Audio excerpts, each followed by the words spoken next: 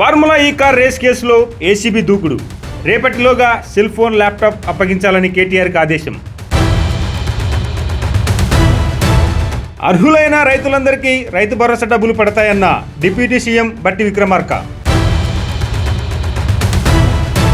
Congress కులగణనలో BC జనాభా తక్కువ చేసి చూపించారంటూ ఎమ్మెల్సీ కవిత సంచలన వ్యాఖ్యలు. వ్యర్థాల నుండి సంపద సృష్టి, వనరుల పునర్వినియోగంపై సీఎం చంద్రబాబు సమీక్ష. ఉప్పల్లో భారత్ పెట్రోల్ పంపు మోసం, 100 రూపాయలకి అర బాటిల్ పెట్రోలే వస్తుందని నిర్లక్ష్యంగా సమాధానం. వచ్చే ఎన్నికల్లో నేను, నా కోడలు ఇద్దరు ఎమ్మెల్యేగా పోటీ చేస్తాం. తెలంగాణ కాంగ్రెస్ పార్టీ ఉపాధ్యక్షురాలు ఝాన్సీ రెడ్డి. వరద నీటితో నిండిపోయిన ఢిల్లీ ఎయిర్పోర్ట్.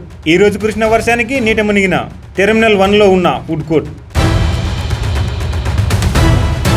జిమ్ నుండి బయటకు వస్తున్న సమంతను ఫోటోలు తీస్తూ ఇబ్బంది పెట్టిన ఫోటోగ్రాఫర్లు. ఆగ్రహం వ్యక్తం చేసిన నటి సమంత. పిల్లాడి టీసీ చింపడానికి ప్రయత్నిస్తుంటే ఆపినందుకు నా చీర లాగేశారు, చంపేస్తామని బెదిరించారంటూ వాపోయిన బాధితురాలు శిరీష. సైకిల్ దిగుతుండగా కింద పడిన కర్ణాటక ఉప ముఖ్యమంత్రి డీకే శివకుమార్.